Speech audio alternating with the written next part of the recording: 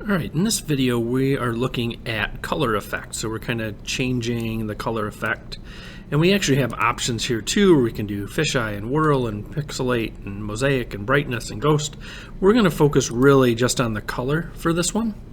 And if we also have set color effect and we have clear graphic effect. So really what this gets into, this would be really useful for your program if you were using an event. So let's say we have a start button or the green flag, and so when we hit the green flag, it's going to change the color effects back to the original.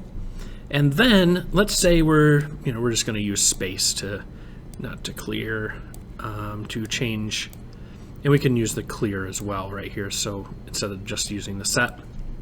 So when we have the space, if you see this where it says change color effect by 25, and it's like, well, what does that really do? You hit the space bar and it changes the color of the character, but what is the 25? How do we use that? So think of it this way, that this color effect is changing the hue of the colors of this character.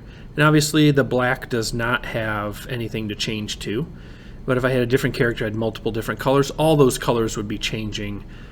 And if you start at its starting point to its end and back to its original color, it's about 200. Okay, so let's actually hit the green flag to clear that now.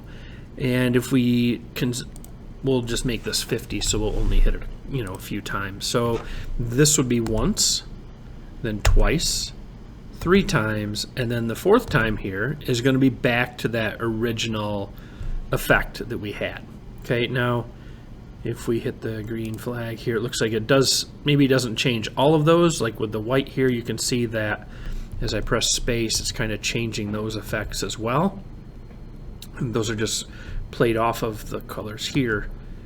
So that doesn't look like it goes back, but that's kind of how you can change those color effects. And you figure 200 is where you start and where you end, essentially.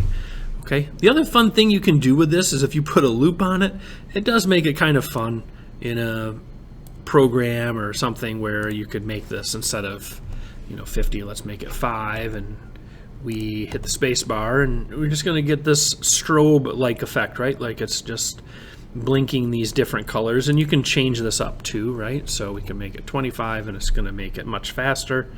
And maybe we want to make it 1, so it's going to go very slow, just a slight change. But it does add a lot of things you can do with your program. Okay, so this is kind of how the color effect works. You're definitely going to want to have a way in your program to make it go back to a starting point, and probably clear would do everything if you happen to affect different things like the fisheye and the whirl and the pixelate and all these different things, which we'll talk about those in other videos. But yeah, that's how you kind of change that.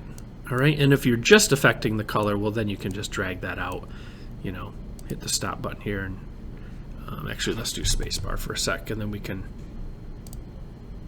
we can set that color effect back to 0 if we needed to. Okay. All right, hopefully that helps you with this and explains a little bit more about the color effect, and good luck with your coding.